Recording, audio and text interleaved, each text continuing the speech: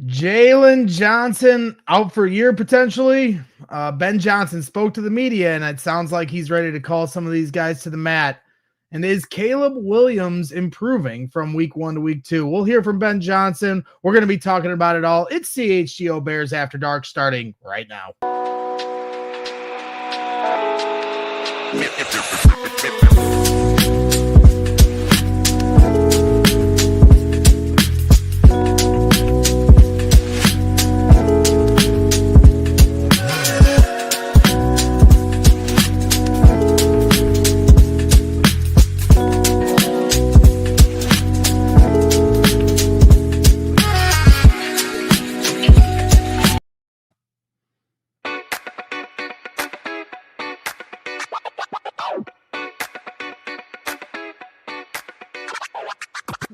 Welcome back to CHGO Bears After Dark, presented by our good friends over at Circa Sports Illinois. Make sure you download in your new bookie today at circasports.com. Must be 21 or older. Gambling problem? Call 1-800-GAMBLER. I am your host, Greg Braggs Jr. Alongside me, as always, is Shayne Marsaw here from the Tape Never Lies Network. Phil Ottochian and Adam Rank will be gracing us with their presence here today. We look forward to hearing from them. We need full house here tonight to try to get over this one. Shayne, it's been a rough few days as Chicago Bears fans, but before we get into that, want to give a special shout out to our friends over at Big Brothers and Big Sisters. Here at CHGO, we're a community and we show up for our teams, and most importantly, we show up for each other. That's why here this month of September, we are so proud to partner with Big Brothers, Big Sisters of America, an organization dedicated to making sure every kid has someone to show up for them. And a one-on-one mentorship can change a child's entire future, giving them support and guidance that they need to thrive. So for everyone listening along, you can join by visiting bbbs.org/allcity, and any amount donation makes a huge difference. Again, that's bbbs.org/allcity. So if you're watching here live on the show as opposed to a super chat, you can hit the donate button on the bottom right, donate to Big Brothers, Big Sisters. We greatly appreciate that. And if you want to do that as your super chat and have your question read, I'll make sure to highlight it, and we will do that here today. We got to give back here and give to the people that need it the most. And we know Bears fans are hurting right now. So that's why we're here. Our third show here on CHGO Sports here today. You had Hogan Johns, you had CHGO Bears at noon, or at 1 o'clock, as you say, with Lance Briggs. So we're giving you all the content to try to get through your therapy as the Bears fall to 0-2 on the season. So Shayne, how you feeling, man? Because it's 2 weeks into this, and I feel like Bears fans it's like DEFCON 0 right now. It's just the bottom is falling out. And I will unmute you so everyone can hear what you have to say. That would help. You talk about mentors. Let's get George McCaskey a football mentor. You know, maybe he can not just be a fan and figure out how to do things right. But no, it's hard, man, because listen, as Bears fans, of our generation, we haven't had a lot to root for. And you see some, light, you think, at the end of the tunnel, and then all of a sudden the light at the end of the tunnel is just another train coming to smack you in the face every Sunday when the Bears line up on the field. It's Rome after the game yesterday.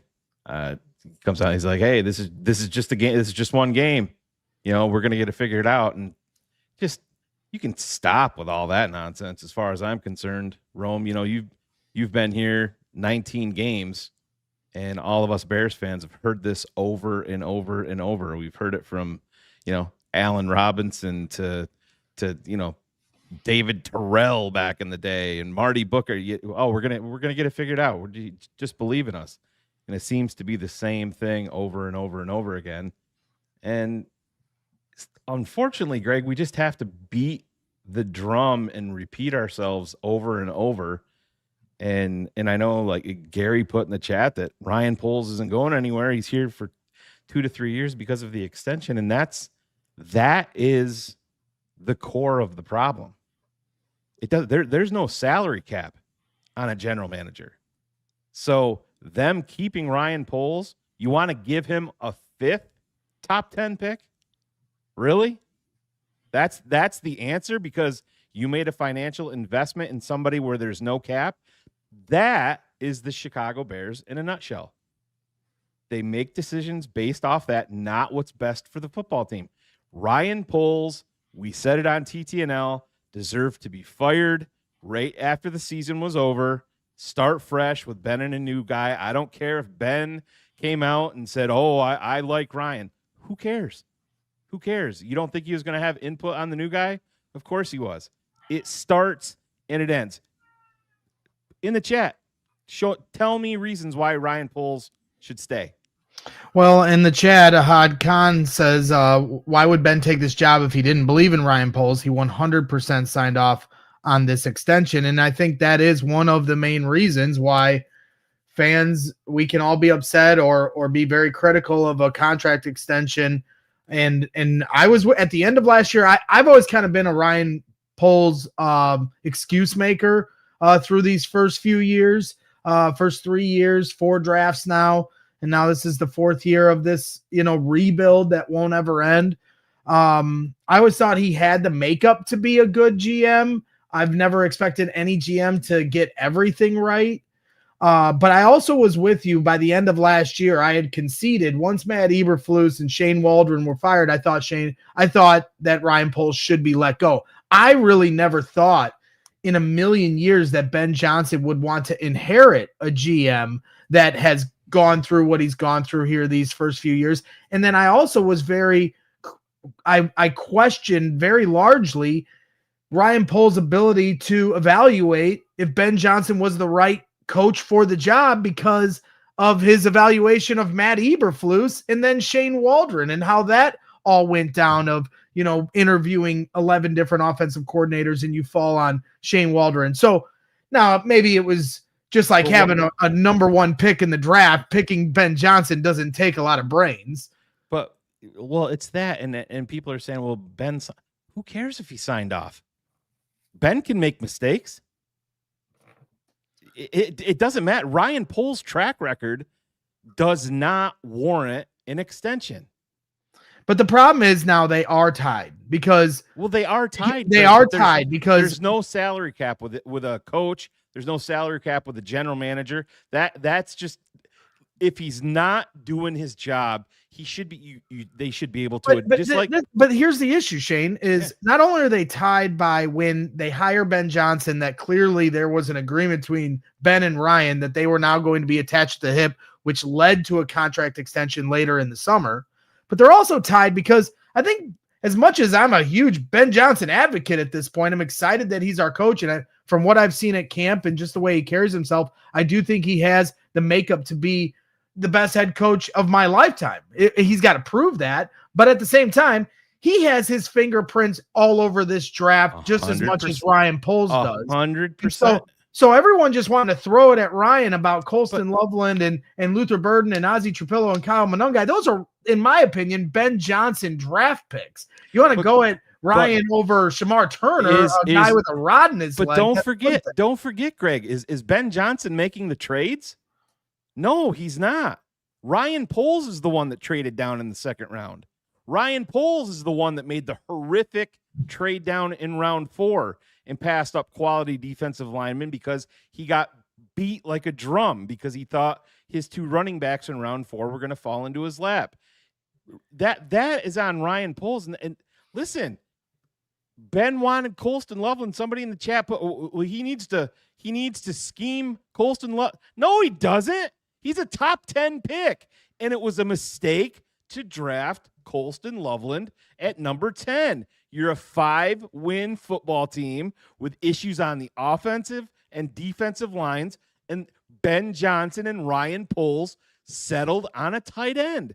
There's not another team in the league that is a 5-win team that's drafting a tight end top 10 after you just paid Cole Kmet $50-some-odd million not very long before. It's horrific roster building and it's a mistake by Ben Johnson, just like it is Ryan Poles. Ryan Poles is going to take the more bullets because he's been here longer. He has zero track record of success.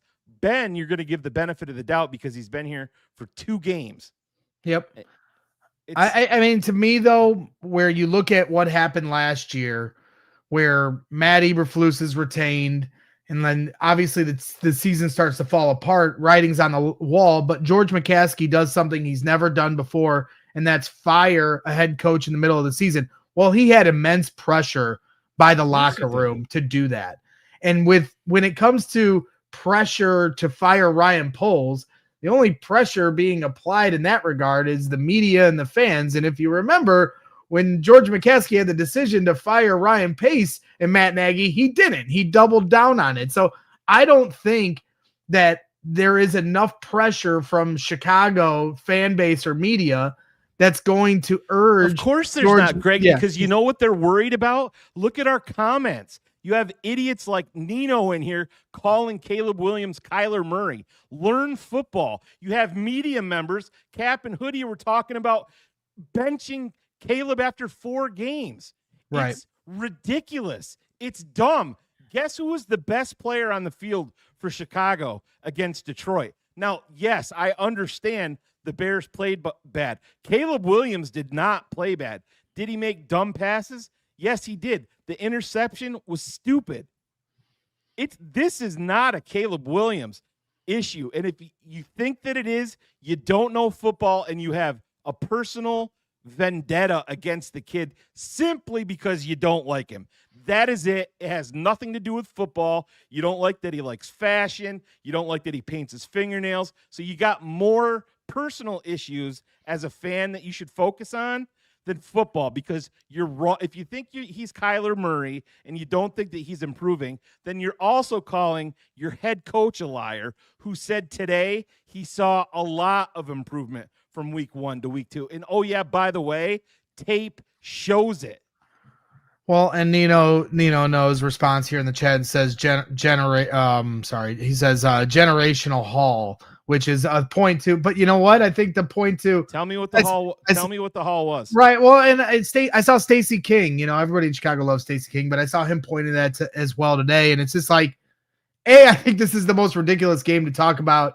Should have kept Justin and not drafted Caleb and took the generational haul when, obviously Justin didn't have a great game against the Bills. It's a moot point, not to mention that Caleb wasn't the problem yesterday. And that's not to say that he doesn't have things he needs to get better at. And we will play some audio here in a little bit of Ben Johnson talking about the development of Caleb Williams from game 1 to game 2. But ultimately, just going back to my point and to his point, talking about generational haul. Yeah, to trade for a bunch of draft picks to then expect Ryan Poles to hit on those at this point doesn't. But Nino knows.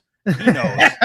He knows. Well, I mean, hey, as many bites at the apple to try to get it right in the draft, but right now Ryan Poles' resume in terms of that isn't looking great. Now, that being said, as far as pressure to fire Ryan Poles, you ain't gonna hear from Ben Johnson because in my opinion, because I think those two are together now, right, at least in terms of the hiring process. Ryan was in on that. And you're not going to hear it from any of these players in the locker room. Like, the players turned on Matt Eberflus last year. Right. Nobody's turning on Ryan Poles. They're the ones. Everybody's turning on everybody. That's why Ninos in the chat DM'd me last night, begging me to call off your minions because I made a comment to him. It's what it is. But this is it's a pattern with everybody. Ninos doesn't like Caleb. All these people that are commenting Caleb don't like Caleb. It has nothing to do with football. And that's where we are. And it's whatever it is, what it is. And it's why the Chicago Bears organization and the media need to step up their game. Let's bench the kid. That'll be great, because Tyson Bagent's not going to overthrow a wide open wide receiver like he did yesterday, right? That's not going to happen. Never. We're firing out the gate here. Obviously, emotions are high with the Chicago Bears falling to 0-2 on the season. And it's really not just falling to 0-2 against two very good teams from last year. I think it's the way they lost. And, the headline of the show, obviously, Jaylon Johnson has been ruled out indefinitely. Ben Johnson spoke to the media and didn't give an exact clarification on the severity of where this is going to go, but Jaylon Johnson was on 670 to score earlier tonight as well, and it just seems like he's more than likely going to be out for year. So that is certainly going to really make things difficult on this defense, who gave up 52 points yesterday to the Detroit Lions, and now will face a Dallas Cowboys team this coming Sunday that scored 40 points of their own. So we're going to get into all of that, and we also are going to welcome back Adam Rank and Phil Ottochian to the program. So make sure you're hitting the like button while you hang out here on CHGO Bears After Dark. We appreciate every single one of you. We're going to take a 2-minute timeout, and when we come back, more Chicago Bears therapy for all of you. Whatever the sport, the app to bet is Circa Sports Illinois. Circa Sports, it's sports betting the way it should be. Circa Sports Illinois has high betting limits, low holds, and exceptional customer service. Bet on all your favorite teams in every game this season. I'm talking spreads, props, futures, or in-game. Circa Sports has it for you. Fund and bet like a pro from anywhere, anytime in Illinois. MLB playoffs is literally 2 weeks away. It looks like the Cubs are going to get in, so make sure you throw down some bets on your Chicago Cubs. Finally, we get a Chicago team making the playoffs. Might as well make some dough off them, right? And then obviously you have the NFL every single week, and Circa Sports has all the different props and futures and in-games for you there. So download your new bookie today at circasports.com. Must be 21 or older. Gambling problem? Call 1-800-GAMBLER. Make sure you're hitting up the Circa Sports Illinois app. And then, of course, got to give a shout-out to our good friends over at True Fan Travel. That's right. We are headed to Viva Las Vegas here coming up in just under 2 weeks away. And if you want to, you can sign up with us and get joined in on the party. It is going to be a blast. Ask anybody that came to London or Arizona last year, compliments of True Fan Travel. They will tell you it's worth every penny. You get a 3-night stay at a premium Vegas resort at the Luxor. You get tickets to the game. That's important. If you're going to Vegas and you're trying to get to the Bears Raiders games week 4, tickets are not easy to come by, but with our package, you get tickets included. We're going to have VIP parties. We're going to have a tailgate on Sunday right before the game. You'll even be able to watch some live shows, post-game shows, and things of that nature. So sign up with True Fan Travel all day long. Do not gamble on missing the ultimate fan experience. Book your spot now at truefantravel.com. All right, we are back here on CHGO Bears After Dark, and the three families Who are the new guys? Who are the new guys? Indeed, that's right. Adam Rank and Phil Ottochian returning to backs and wide receivers. They're going to sign. Oh yeah, Paul's going to sign you up. Yeah. So Phil is fighting through, some being under the weather. I think we're all a little sick from yesterday, but we appreciate the effort from you, Phil, and Adam. Appreciate you joining here tonight, because I think Bears fans are always looking to you as kind of our North Star to find positivity through the darkness. So I'll start with you before Phil rips our hearts out, which we need right now. But I need to soften the blow that I know we're going to get from Phil. And so I need you to find some lightness through the darkness, if you have any for us today, Adam. Well, I was going to say right now, when this season started, and whether you predicted us to win 11 games, 10 games, 9 games, what was our record? What did you think our record was going to be through 2 games? I think a lot of people thought we were going to end up losing that game in Detroit. I think most people who are doing predictions were like, so really we're a game off the pace right now, and we got to figure out a way to pick it up.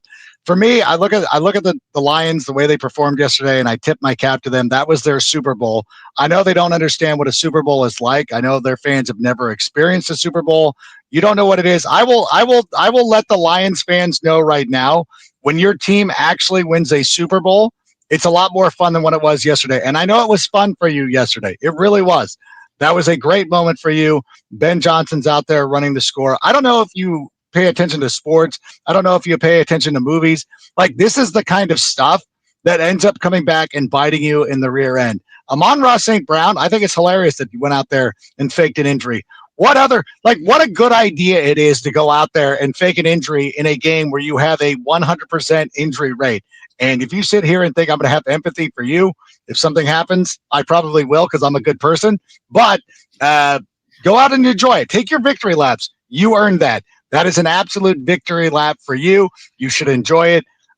Congratulations to you. As far as the Bears go, I think that right now, and I might have been a little bit ahead of myself when I was thinking of how good this team could be early on. I think what we're getting a good look at right now, who are the dogs and who are not.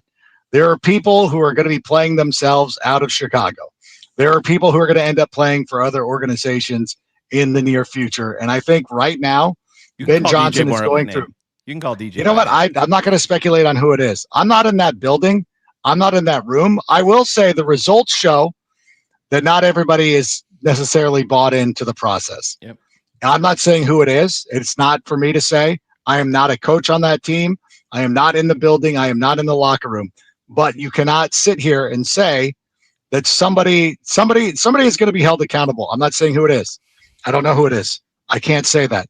Somebody is going to be held accountable. This is a point right now where you figure out who the winners are and who is not and who is down. Yes, well, to that point, while we're here, and Phil will bring you into this, but since we're on this point of topic, and then I'll let you go next, Phil, let's hear from Ben Johnson talking about how he's going to ramp up competition this week. He was asked by Courtney Cronin about the usage of Luther Burden, and that led to Ben Johnson talking about some of the ways they're going to approach practice this week and kind of ramp up the accountability for some of the other players on this team. So here's Ben Johnson a little bit earlier this afternoon. The way that we've talked about it as a coaching staff going into this week is we're going to have a lot more competition. A little low.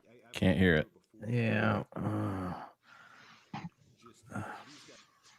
Not good enough. All right. Sorry, guys. I thought I had the audio a little higher. That's my Let's bust fault. the segment. Let's restart it. So we'll wait, this is on the tape show. Oh, I'm sorry, this is live. My bad. It's fine. But essentially, he said, in terms of the no block, no rock, he said, hey guys, we paid attention to how you're playing without the football in your hands, and some of the stuff we saw on tape yesterday was not up to standard. So we're going to see how people want to practice this week, and that's what's going to determine who's going to get the reps here next week. So it was a shot across the bow. Maybe to DJ Moore, maybe to others on that offensive staff, maybe even on the defensive side of the ball. But it's clear Ben Johnson's putting his foot in the ground, Phil.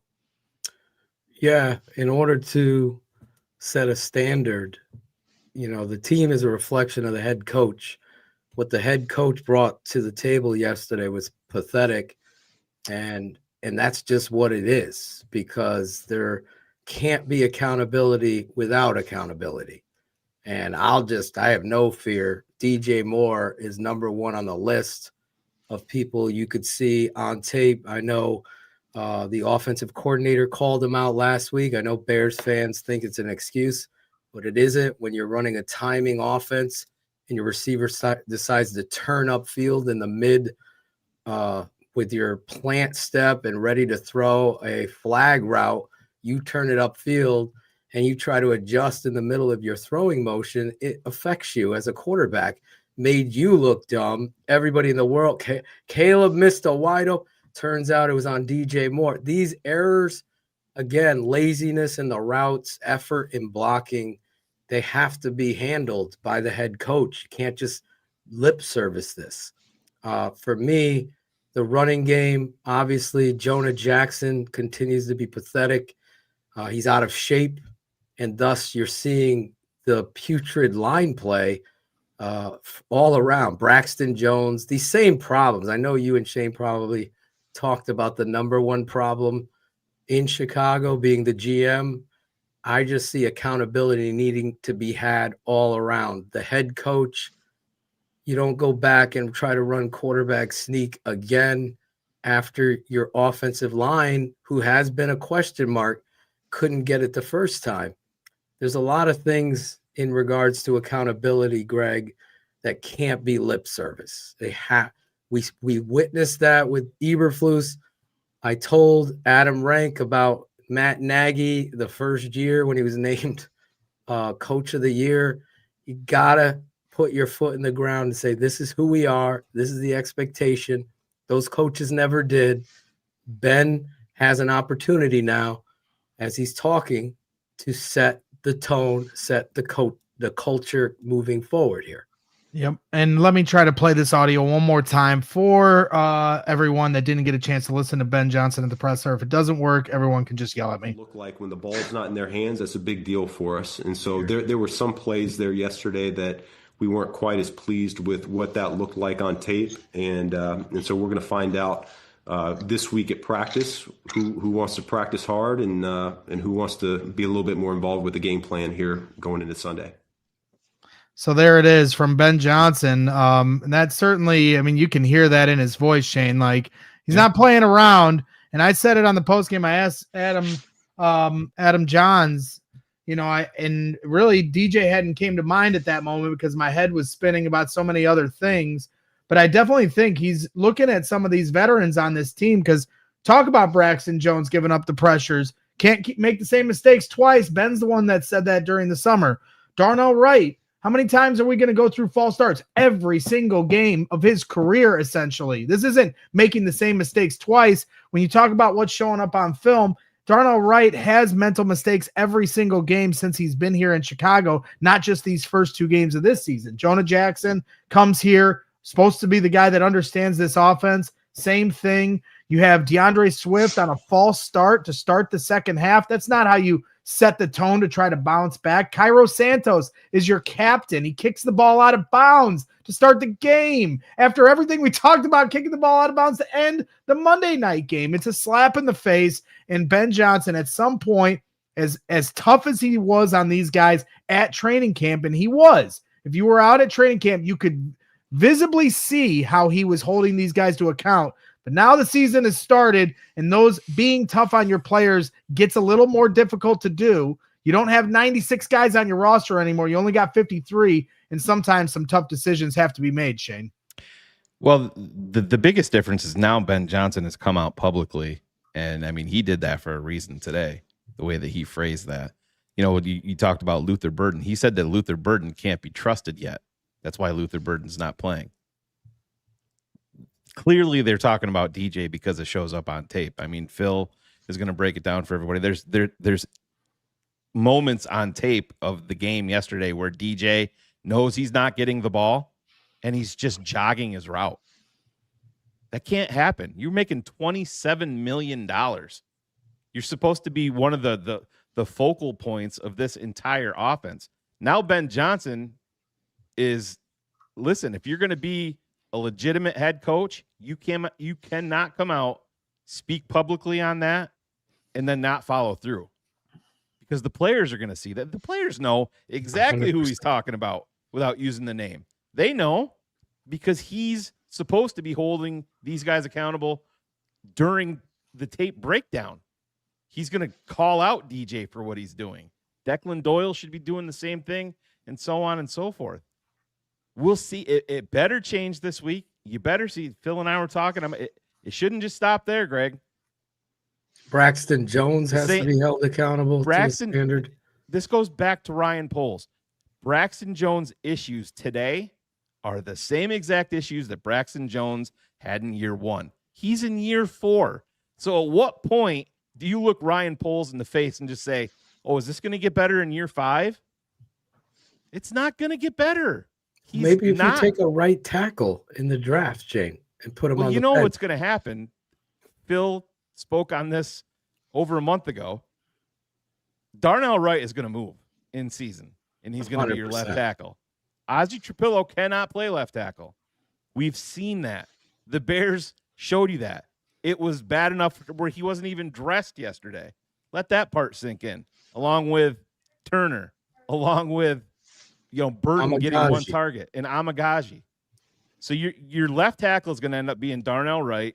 Trapillo is going to be your right tackle. They're not going to bench Jonah Jackson because they're not going to put 2 rookies side by side on the right side of the line right now. And that's the way that they're going to roll. Braxton Jones is not good enough. He's not. He's getting bull rushed the same exact way he did in year one. And I understand the injury part of it. It's the same issue pre-injury. So I don't want to hear the injury excuse now. He's in year 4 and it's the same exact issue. They got to make changes. Can I just piggyback off this? Because Sure. I think fans will jump out their seats and say, well, Darnell Wright's not a left tackle. He's not. Neither is Braxton Jones. Your GM messed this all up and decided in the wrong way in how to draft and put a priority on positions. You don't draft tight ends in the top 10 when you struggle at left tackle. I know Banks was my guy. You missed on him.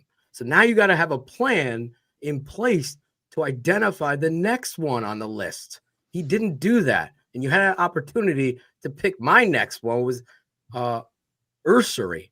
And he didn't do that. He traded down for softies. Everything is soft. Adam talked about dogs. Give me one. Give me one dog. I haven't seen any of them. So this is the problem. This is a big problem. Left tackle is a huge problem. Right guard is a problem. I'm not as down on Darnell Wright as people are. I get it. He's got to be better in the penalty stuff, but I think he has to get in better shape. That's his big issue. The right side is sloppy. And this coach has to come in here and start holding them to a standard. It's just not there. But the Braxton Jones stuff, Shayne, is 1,000% right. Nothing's changed. And they also how your GM went into the draft and decided to pick wide receiver 6 in fantasy football's first round. That's how he approached this draft. And it's sad. It's sad because you're dealing with the same problem. It's a tough state of affairs right now. And Brian Pohl's certainly in the spotlight when you have a first-round pick that doesn't get a catch, basically, in his first 2 games is non-existent. Luther Burden, non-existent. Then you have 2 healthy scratches in your second round. You have a healthy scratch from last year's draft, 3rd-round pick, Karan Amagaji. Roshan Johnson was active, 4th-round pick, but did he ever get on the field? Should not even be on the team. Check him out on special teams on tape. You'll love that. Shouldn't be on the team. So it's embarrassing politically. So the Bears are trying to find themselves here. And so we're going to do the same here. We're going to take another quick timeout, 2-minute break. And when we come back, got a few more audio clips to play of Ben Johnson and some more roundtable discussion as we try to make sense of everything that's happening with our beloved Chicago Bears. So stick with us. We'll be right back. Hey guys, now is as good a time as ever to become a diehard here at CHGO Sports. Head over to allchgosports.com/diehard to sign up. You get exclusive written content every single day from our guys Adam Johns, Adam Hogue, Mark Carman, Patrick Norton. They do an incredible job covering the Chicago Bears from a written standpoint, and you want to make sure you get all of the content they're putting out there, and it's exclusive to you when you become a diehard with us at CHGO Sports, and that includes everything else we do at CHGO Sports, from Bulls, Blackhawks, both those seasons are right around the corner, Cubs, we got playoff baseball coming up, White Sox, everything sports in Chicago, you name it, we got it, and when you sign up, you get a free shirt right out the gate. Shirts like these, we just dropped some new CHGO Bears shirts for you guys. And if you become a diehard, you can get 1 shirt for free and all future shirts on a discount. And then, of course, hey, you have an opportunity with our football club offer to get the tailgate tier for $90 for the year. That includes 2 tickets to our tailgates. We do a tailgate every single home game. You get 2 free tickets to our tailgate and a free shirt. So if you consider the value there, it is literally paying for itself. So this is a great opportunity for you to sign up to become a diehard and come over to our tailgate. If you aren't a diehard, though, we wish you would be, but if you don't, you can still come out to our tailgates at allchgo.com/events. We are going to be back here this Sunday for the Cowboys game that kicks off at 3:25. So we're going to be there bright and early in the morning. Make sure you head over, get your tickets, come on out. All you can drink, all you can eat, all the fun you can possibly have, and you can meet us here in the CHGO Bears crew at the corner of Wabash and Cermak. So hope to see you all out there. If you become a diehard, you get a discount on that event, but it's not a requirement. But we appreciate every single one of your support. All right, we are back here on CHGO Bears After Dark. Quick reminder for everyone, we got a special deal for everyone at our store.allcitynetwork.com. 20% off everything in our store right now. An incredible 85% off already marked down sale items. But that excludes all pre-sale and print-on-demand items. So if you go to store.allcitynetwork.com, check out the great deals we have for you, trying to help out everyone and get you through the tough times of being a Chicago Bears fan. So, Adam, I mean, everything that we're trying to get through here, and what you saw yesterday from Caleb Williams, Shayne started the show off with it. It did feel like our 2 top 10 picks last year, while everything else was kind of in disarray, it did feel like there was some light at the end of the tunnel in terms of the development for the offense, the quarterback, and the top 10 wide receiver. Yeah, it's one of those things that I hate to be back at this point of like, well, our team sucks, but our quarterback looks good, because we had to live through that with some of the other guys that we've previously drafted. However, I feel a little bit better about Caleb Williams. And I think that anybody who wants to go out there and watch this objectively understands that Caleb Williams was out there making some good plays. One of the things that you see, like, which I think is a bright spot, is, and I'll in the issue of full transparency, I was out at AYSO Picture Day. I missed the first quarter of the game, but I'm sitting there looking at my phone as I'm driving down to go watch the ball game. I'm like, oh, it's 7-7. We obviously scored on our first drive. Like, and I know that people are like, well, that's scripted and it's this. You're like, listen, we were not scoring on our first drives last year. This is brand new. We start out hot out of the gate, which is a good sign. Like, this shows that Caleb Williams has the ability to go out there and do this. I understand this is a scripted part of the game, but the ability is there. Greg, you play a lot of golf. I play a lot of golf. The thing of it is, sometimes when you're out there working on something, you can get something going for 8 holes, and then perhaps you go back into some bad habits. This season is going to be breaking Caleb Williams of those bad habits. And I think that one of the things that's really troubled him is the guys around him making mistakes, a false start penalty, a holding penalty. Something happens, and then we're now in 3rd and 18 instead of being in a 3rd and short situation. Although in that 2nd and 3rd short situation yesterday didn't necessarily wasn't really that great anyways.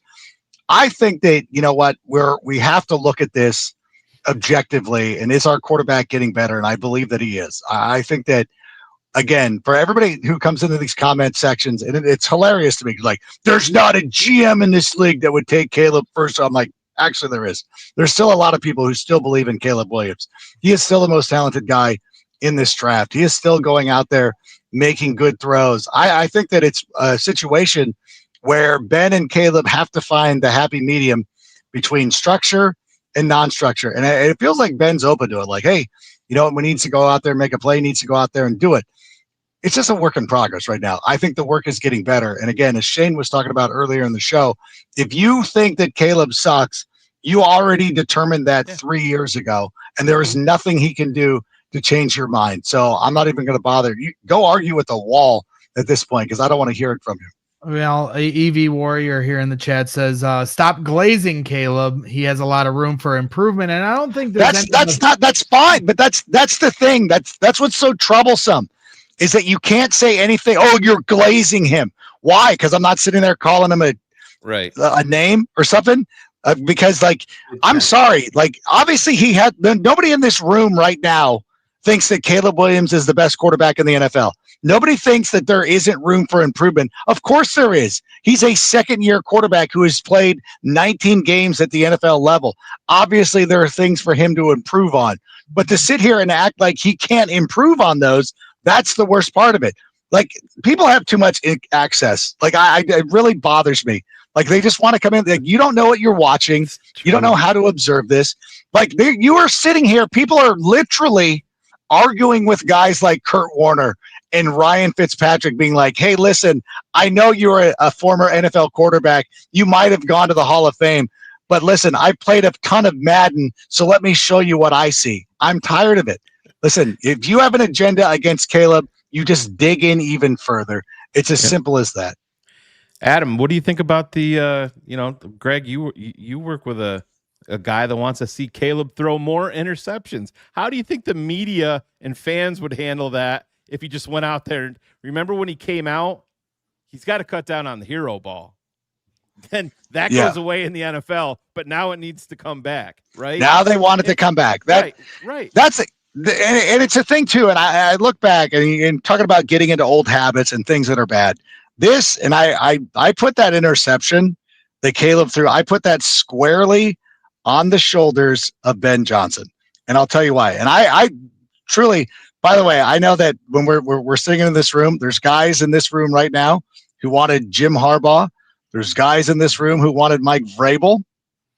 But here's my thing. I'm a big believer in Ben Johnson. I think he'll be a good coach. However, when you go out there, and this goes back to week 1, when you forego a field goal to try to get a 4th and 4, that's a bad precedent.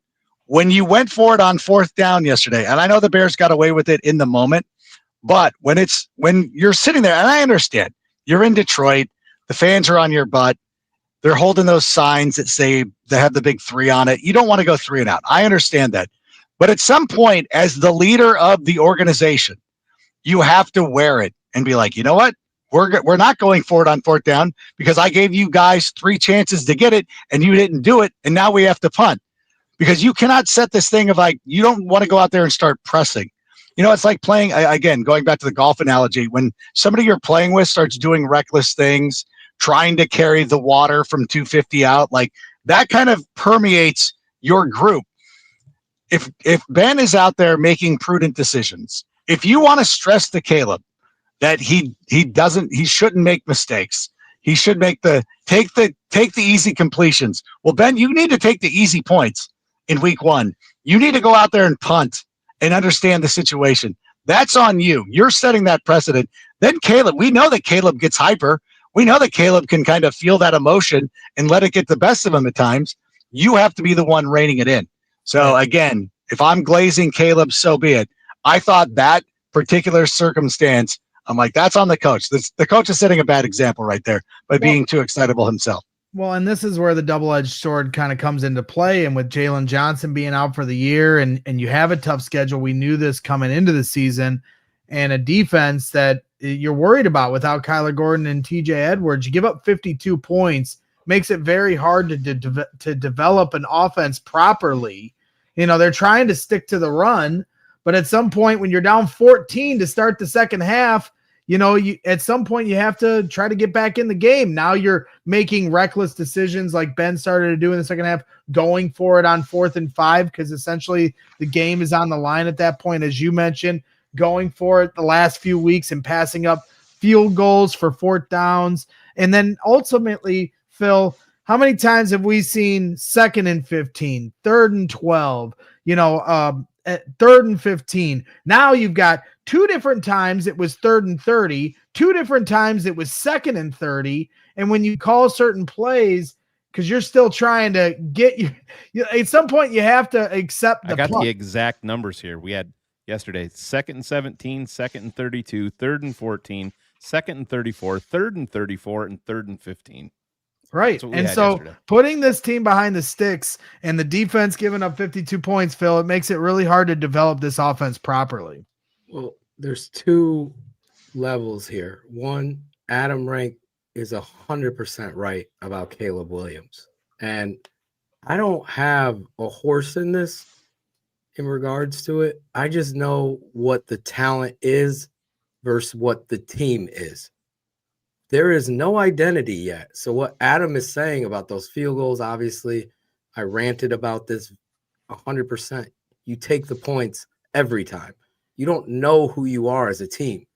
And then the big thing that fans are completely missing, and it goes back to Ryan Poles or Ben, is the depth and the talent in the run game coinciding with the offensive line.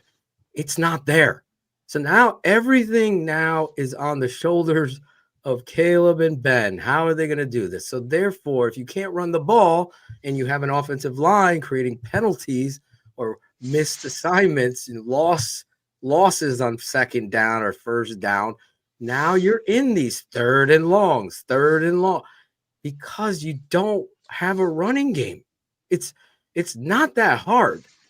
Every person that knows the game of football from the quarterback position, as Adam said again, and that was a great rant, Adam. I love you, buddy. No, it was. These Hall of Fame players have no horse in the race. It's just the truth. Fans, you have an agenda. Ben has no experience being a head coach. Once again, the Bears are dealing with a rookie being a head coach on any level. He's never been. So now he's getting this situational football mix up where he's got to go by some mathematical, analytical, whatever. And that just doesn't work, guys. It doesn't. At the end of the day, it's how are you blocking? How do you set the tone for your team? And what is your identity? We waited 4 years for Matt Nagy to find his identity. Matt Eberflus, same thing.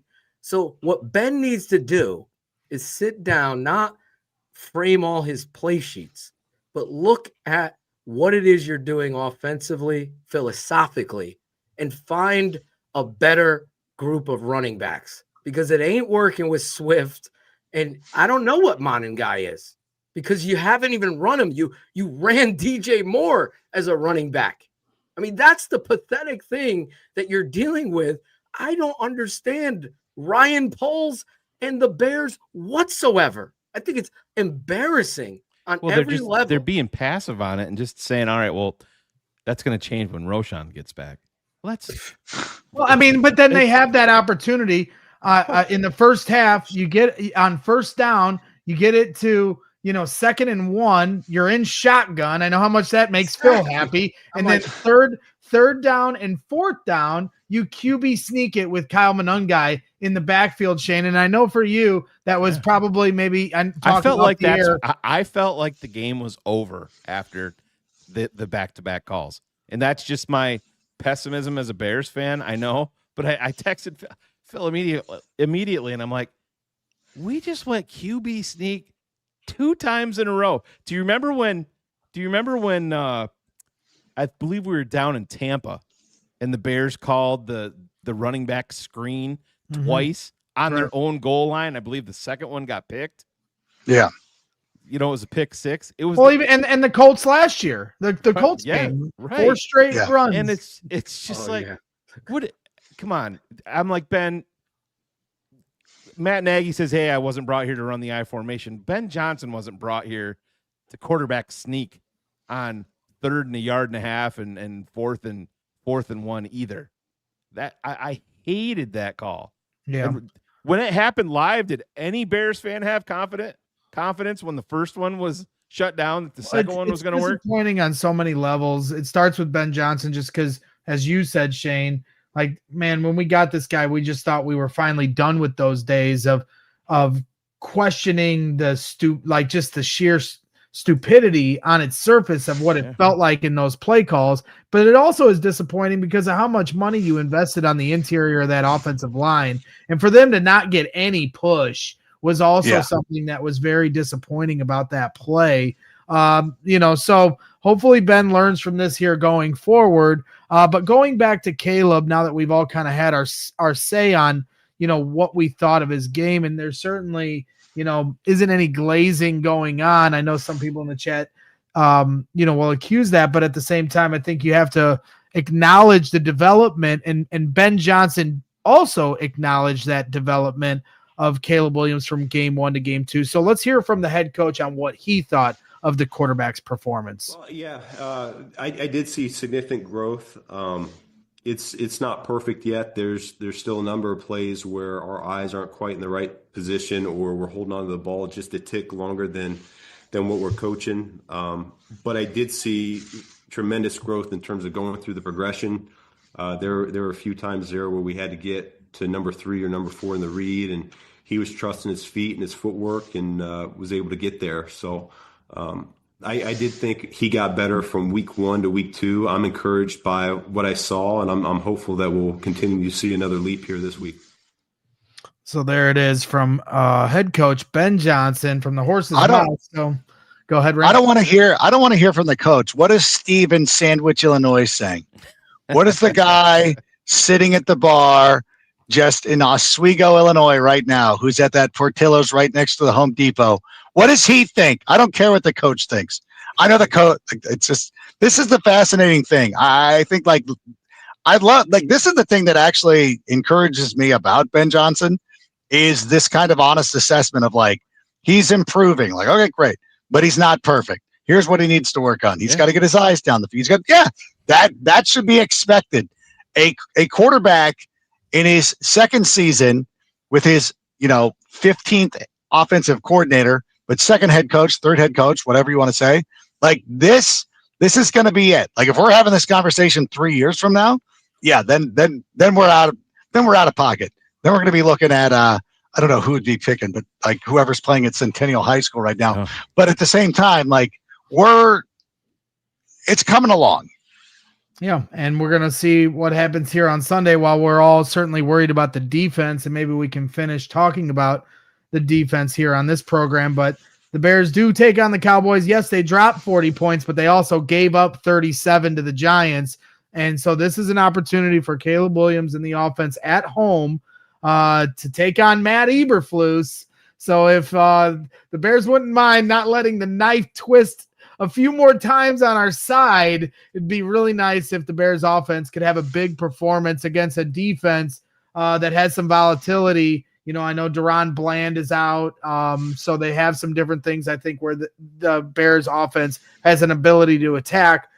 So hopefully they can take another step here in week 3. But as we start to round third here on this show, I mean, obviously, defense is just such a problem. And I really struggled today even jumping into the fire in terms of discussion, Phil, because I don't know what this defense is supposed to do at this point. Until Kyler Gordon and TJ Edwards return, I'm not giving the rest of these guys enough credit. And I certainly have been calling out the defensive line for not getting enough pass rush. But now you lose Jaylon Johnson for the year. You give up 52 points. You can't get to the quarterback. You can't cover anyone.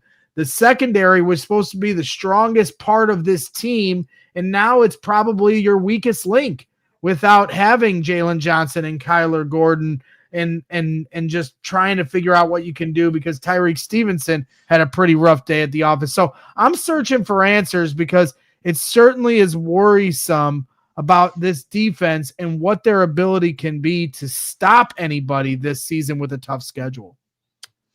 Again, I hate to be a broken record, but you look at Ryan Poles again.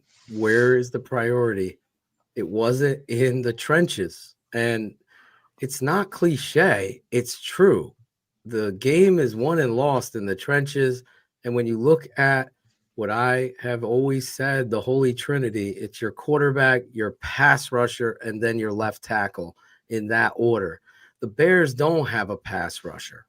What they have is a bunch of guys. That's what they have at defensive end. Again, Shayne has crazy stat on how many defensive ends the Bears themselves have even taken in the last 15, 20 years, let alone Ryan Poles, who's taken punters higher than pass rushers. Then the priority isn't on the pass rush. It's on keeping the hype train going on somebody like Dominique Robinson, who is out there doing absolutely nothing, and Montez Sweat, who continues to be a tease and a letdown.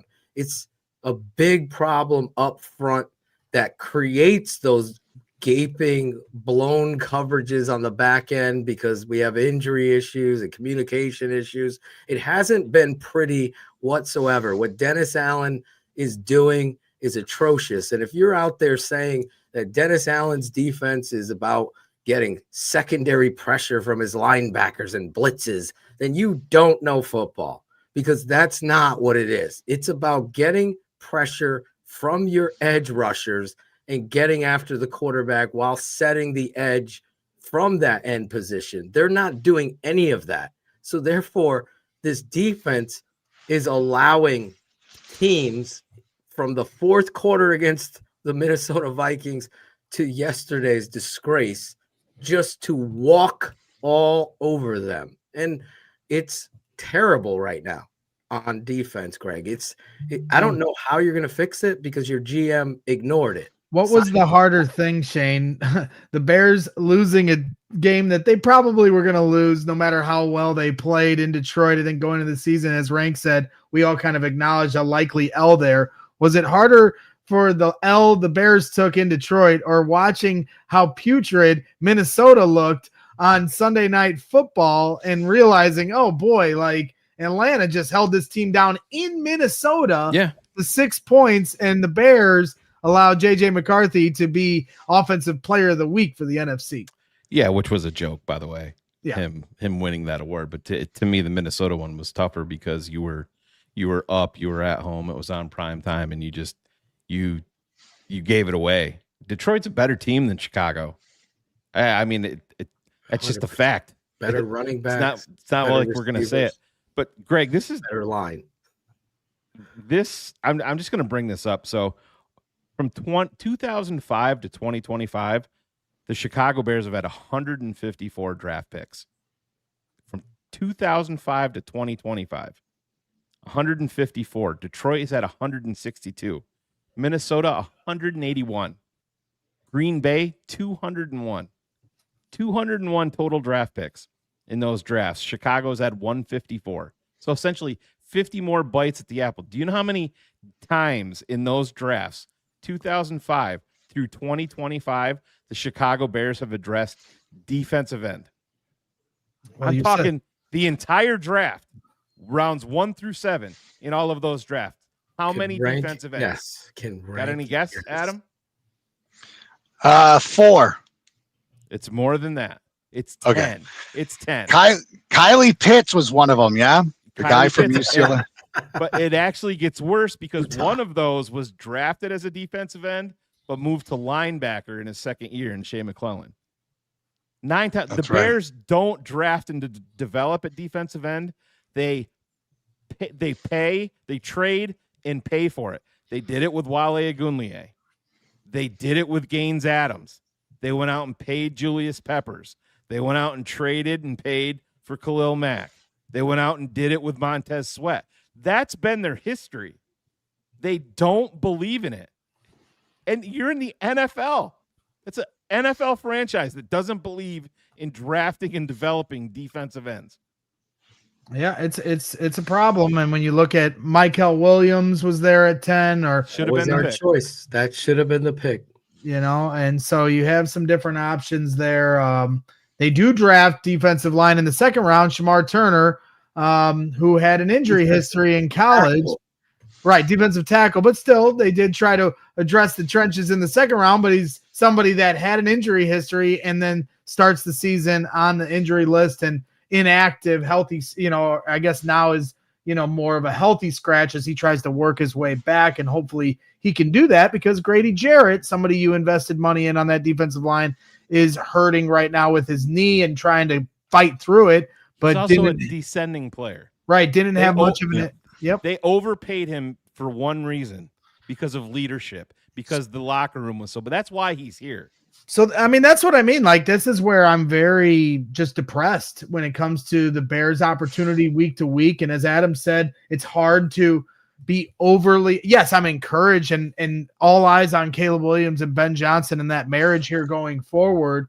But man, I wait 8 months. I don't wait 8 months to get here to just talk about development of one guy. And now with the way the season has started and with the injuries mounting and the schedule not getting any easier, if the Bears can't find a way to win on Sunday, it just hurts, this team's opportunity to compete. And I just think, Shayne, where the problem is, and we run into this the last 3 years in terms of how you're developing individual players versus how you're calling plays to try to win games. And they don't, those two philosophies don't always line up.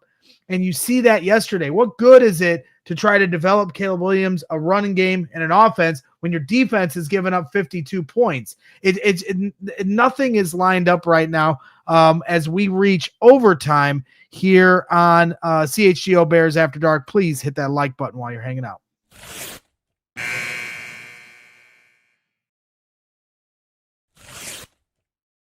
So yeah, guys, as we start to wrap this thing up, I just have huge concerns, Adam, with, the opportunity for this defense to bounce back. You got 2 games here before the bye, at home against Dallas, who just dropped 40 points on New York in an overtime win and a thriller for them. And then you got the Raiders on the road.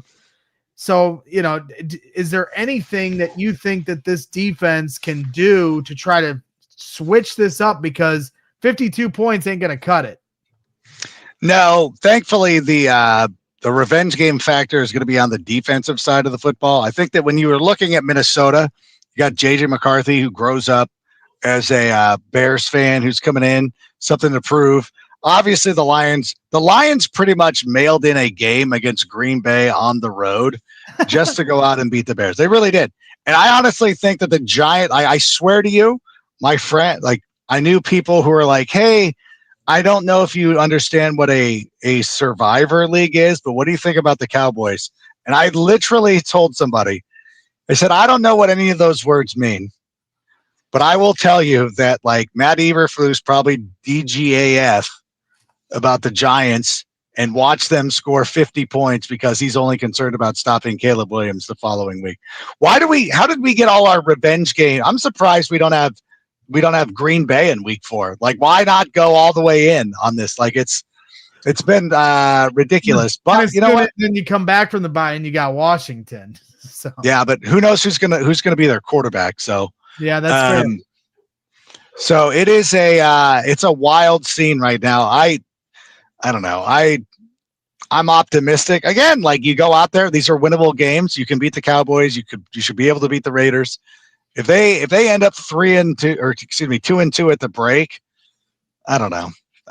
It's just one of those things. I do know, you think about this, a couple of years ago, they started off 5-1, that mirage of 5-1 where you're like, this is the most, I know we're 5-1 and I'm walking around talking S to people, but there was nothing about that gave you any indication that we were a 5-1 team. Well, remember when they started 0-4 a few years ago, the season fell over and somehow they fought their way into the playoff picture in December only to fall short, but they did fight back when at that point I was putting a bag on my head on post-game shows. Yeah, I think that there's a chance to get it going. There really needs to be people who step up. Who's going to be willing to take that challenge? And I think even people who have underperformed to this point, who might be some of the younger guys, who might be some of the guys who haven't really gotten a chance. You think about Sewell coming back and really fighting back. All right, because he's the only one showing some fire and passion. If there's no accountability and there's no benching of certain players that you have seen and deemed that aren't giving their best, you're going to have another Matt Nagy on your hands here with this head coach. There has to be accountability and follow through. There has to be some switches. You could see Sewell needs to be on the field because what he's bringing is a positive energy and effort. Those are the things that you need to see. I talked to Jim Moore Jr., the UConn head coach. He says, I don't know what Chicago is doing, but I'll tell you this, Caleb Williams doesn't play defense, and your defense has completely looked like Swiss cheese in regards to the last 2 games. And yeah. He ain't wrong. It's pathetic. So that side of the football needs to wake up. We know the issues there. Everybody wants to put it on Caleb, and that's unfortunate.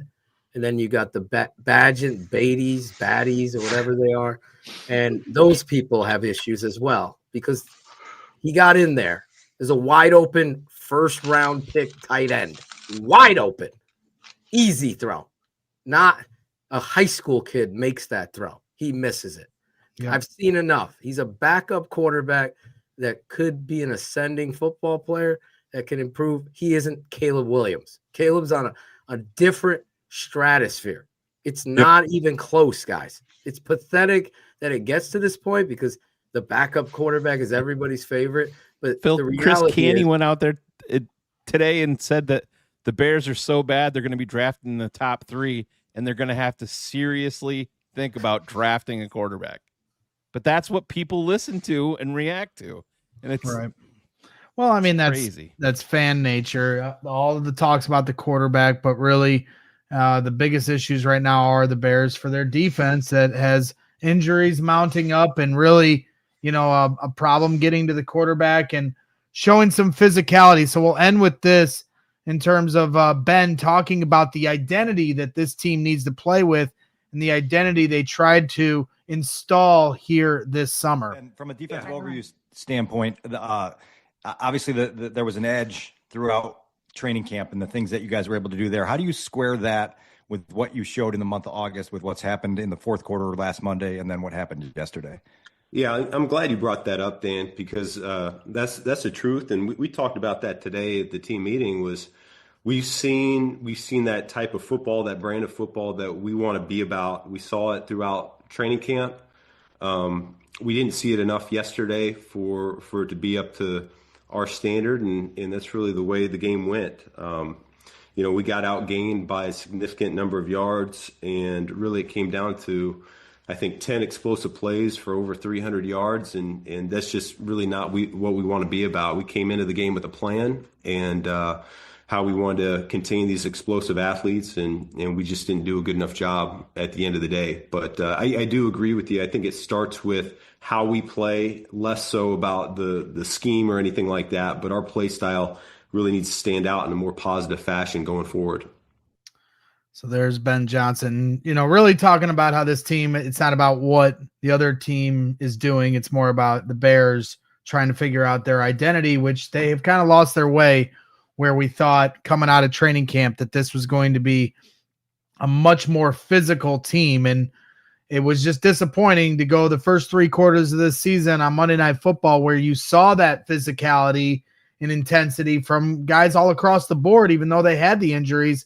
And then to watch it all fall apart here these last 5 quarters is demoralizing. And I think that's just my overall point. You can talk about Caleb, talk about the run game. You can talk about, singular decisions by Ben Johnson or Dennis Allen, talk about the defense that's hurting right now. But ultimately, my biggest concern for this team is the lack of mental toughness that they've shown me over the last few years with this current roster of players. And that's why I appreciate Ben saying, I'm going to up the ante in terms of competition this week, because we need to find out who really wants to play out here. Because I think what happens is everybody on that team, you don't make it to the NFL without being talented, but you get jaded. I can understand why certain guys, have gone through this league for so many years and things start to creep up. You've never had success, team success. You've had individual success.